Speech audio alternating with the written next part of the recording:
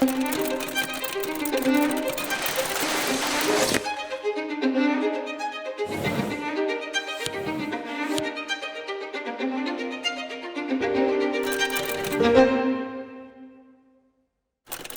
interés por las artes en general viene desde el inicio. Un grupo de artistas de arquitectura, artes visuales, cine, letras y música nos reunimos en 1970 para solicitar que hubiera investigación en las artes dentro de nuestra universidad. Uno de los aspectos que realizo en la actualidad es el Seminario Universitario de Investigación en Creación Artística, el SUICREA, que intenta proponer la figura del investigador creador. ¿Cómo comencé a hacer mis investigaciones? Lo primero me parecía que había que hacer una historia de la música de México. Digo de México y no en México, porque es lo que esencialmente nos interesa. Reforzar la imagen de nosotros mismos para entender quiénes somos, qué queremos y hacia dónde vamos. Esa historia comprende 10 volúmenes, 5 de historia, periodo prehispánico, virreinal, de la independencia a la revolución, nacionalismo y contemporáneo. Comprende además una bibliografía para poner al corriente en aquella época, 1980, sobre todas las investigaciones que se habían hecho. Y también una antología. No se había publicado mucha música de la época virreinal, menos aún de la época de la independencia de la revolución, menos aún todavía del nacionalismo, como la música de Julián Carrillo, la música de Jacobo Kostakowski, la música de José Pomar. Y desde luego, claro, la música de Silvestre Revueltas.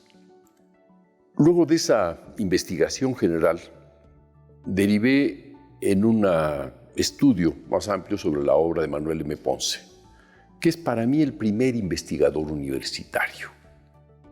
Su obra está plasmada en 2 libros y en sus escritos, todos ellos de un enorme valor. Ellos forman parte de una publicación que preparo para este instituto. Otro ha sido la figura de Silvestre Revueltas, compositor que no parecía investigador, pero en el fondo lo hacía a través de una creatividad enorme, un aspecto fundamental en lo cognitivo. Revueltas es el músico más importante del siglo XX en México, de la primera mitad.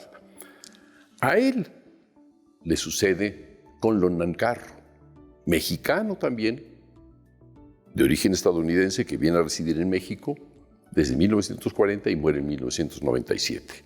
Produjo aquí toda su obra, una obra fenomenal, fundamental en la segunda mitad del siglo XX, sobre los pianos mecánicos. En el instituto tenemos un archivo de los músicos disidentes mexicanos porque durante mucho tiempo hubo una injusta repartición de la cultura. Puede ser que la haya todavía, pero en algún tiempo la hubo en demasía. De ahí que tengamos en el instituto las obras de Jacobo Kostakowski, compositor ruso, ucraniano por cierto, residente en México desde los años 30, la obra de José Pomar, compositor mexicano de avanzada, y la de Higinio Rubalcaba, violinista y compositor de enormes talentos. El centro de mi trabajo, en el fondo, es la búsqueda teórica. Emprendí en 1971 una búsqueda en el Instituto de Investigaciones en Matemáticas Aplicadas y en Sistemas con Jorge Gil Mendieta. Fuimos los pioneros en utilizar la investigación con uso de la computadora en música. Publicamos Música y Teoría de Grupos Finitos, libro editado por nuestro instituto. Tiempo después me dediqué a hacer una investigación sobre la teoría de las escalas. El continuo cromático de las escalas es el libro que preparo para nuestro instituto.